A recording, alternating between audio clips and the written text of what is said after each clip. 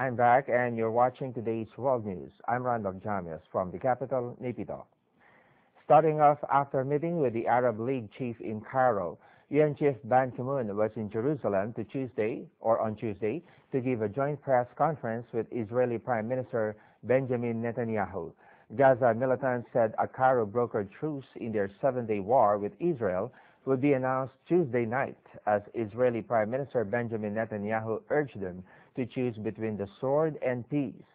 Soon after, Egypt's President Mohamed Morsi predicted mediation efforts would immediately produce positive results, Netanyahu said it was up to Hamas to choose between peace and further bloodshed. Netanyahu and his key minister decided in their closed-door meeting to place a temporary hold on a ground incursion to give diplomacy a chance to succeed. The move came as UN Secretary General Ban Ki-moon traveled from Cairo to Jerusalem and urged both sides to stop their fire immediately.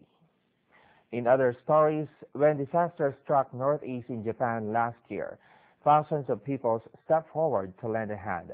Many were foreigners, but the language barrier meant to help for rebuilding were limited. One volunteer group continues to bridge that gap. Let's have the full report. Where are you from? America, California. UK, London. I'm from Canada. These volunteers have come from all over the world. They want to help Tohoku. This NGO is making it possible. The group is called It's Not Just Mud, but today they are digging dirt. They've been asked by local people to make a memorial flower bed. The group was founded by Jamie Albana from Britain. He was working as an English teacher in Osaka, but he quit his job and moved to Ishinomaki.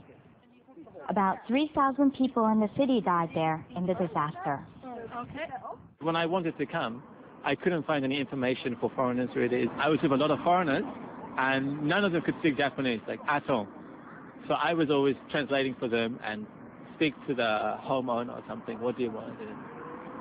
And I realized like this is something I can do just to kind of help for foreigners.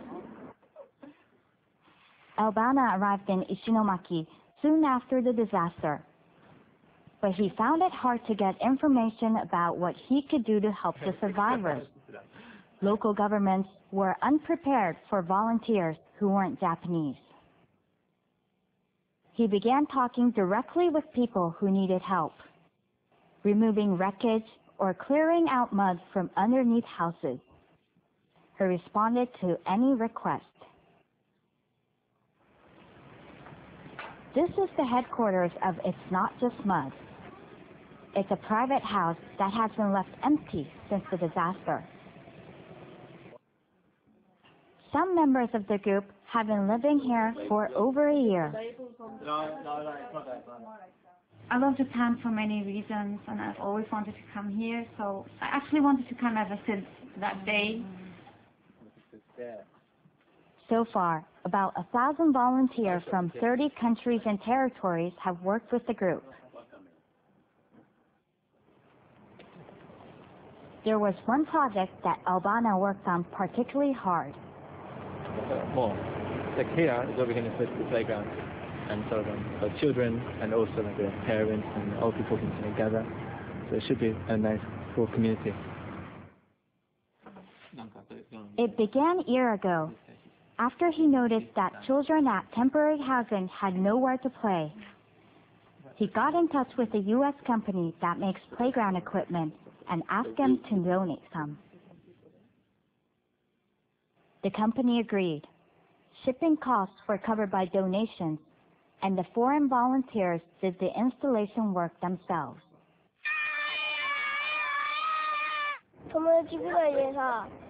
I'm looking forward to making friends to play with here. That will be fun. Initially when I came, I felt that there was work that I could be doing which other people are not doing. I have a kind of responsibility to stay and to finish what we're doing. So, of course, I can't, like, it's impossible if I'm just going to quit now or something. Albana says His group will continue for as long as there are non-Japanese volunteers who want to contribute the time and effort. Mikiko Suzuki, NHK World, Ishinomaki. Moving on, a festival that decorates the sky in a spectacular way. Dozens of hot air balloons dotted the sky at Leon in central Mexico. The spectacle is the main event of the 11th Leon International Balloon Festival. Let's catch this awesome event. Pilots fired up their balloons to carry them high above the Metropolitan Ecological Park of Leon on Monday. The balloons come in a wide array of colors and shapes, ranging from the traditional teardrop to butterflies, bees, and even Elvis. Over the past decade, the Balloon Festival has brought together almost 2 million people. Organizers said the festival seeks to attract tourism to the industrial city of Leon, which is known primarily for selling leather goods and shoes. Meanwhile, a story I'm sure many liquor drinkers will be interested. 14 meters below ground in an immense cellar lie 20 million bottles of the Spanish bubbly known as cava. It's a bit fruitier and a lot cheaper than its posher French cousin champagne. A bottle of cava goes for an average of about €6, less than half the price of champagne. And it is 100% Catalan, the pride of this northeastern Spanish region. The Segura Viudas winery can produce 12,000 bottles of cava an hour. Peak season is near.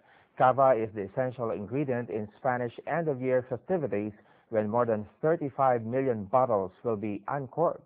But this year, the climate is tense. Last year, 152 million bottles of cava were sold to foreign markets, 2% more than in 2010. Germans are the biggest fans, followed by the British and the Belgians. Now, something tasty here, which tastes better. Bread baked in traditional mud cone or fired up in a clean modern gas-heated drum. It's a debate that seemed traditional bread-making technique pitched against modern technology. Let's head to Baghdad to have a bite. The fertile land that stretches between the Tigris and Euphrates rivers is known as one of the cradles of civilization. For many families living in rural communities, living in the suburbs of Baghdad, the way bread is made has changed little over the centuries. Local women prefer to bake bread in a traditional clay kiln and make it all by themselves. Bread baked in mud-made cones is much better and tasty than that baked in the gas-heated cones made of steel. The bread is toasted and is much better. It's a laborious process and normally takes 7 days to complete and sometimes 10 days in the winter. Each kiln is sold for 3,000 or 4,000 Iraqi dinar, or about $3.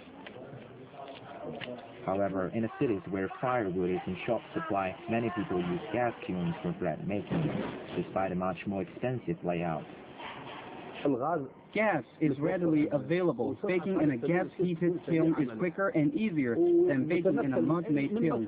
It is portable and could be transferred from one place to another. In addition to that, firewood is very scarce.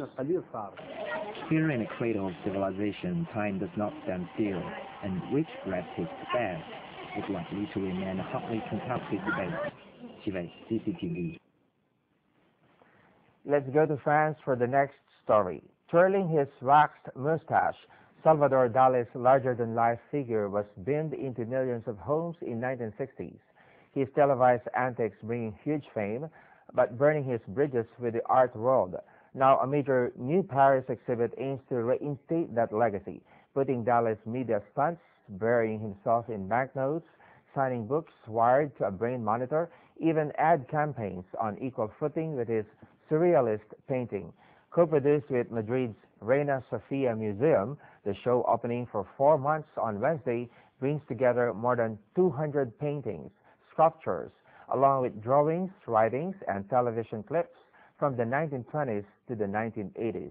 Visitors enter the show via an egg-like space containing a 1942 photograph depicting Dali curled up in fetal position, a reference to his claim that he remembered his life in utero.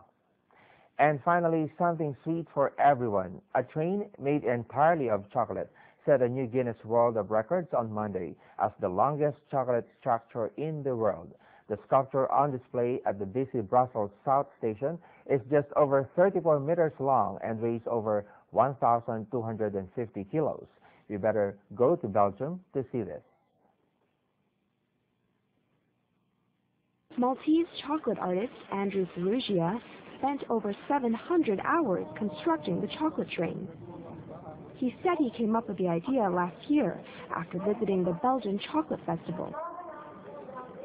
I had this idea for a while, and I said, what do you think if we do this realization of a long chocolate train, you know, because a train you can make it as long as you like. Famous Belgian chocolate company Belcolade donated several tons of chocolate for his project. There are two parts to the train. The first 7 wagons are modeled after the new Belgian trains, and the rest of the train is modeled after the old train wagons, including a wagon with a bar and restaurant on board. Something like this, there's no molds involved. Everything is done from an idea, sketches, then you have to do the plans for each wagon, and then you have to start the build-up.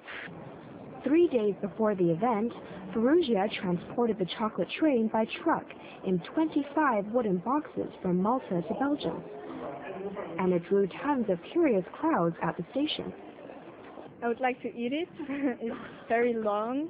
It's nice, and it's nice to watch it when you're waiting for your train, because my train is late again. So, after measuring the length of the train and confirming no material other than chocolate was used, officials from the Guinness Book of World Records added a new category, declaring the train to be the longest chocolate structure in the world.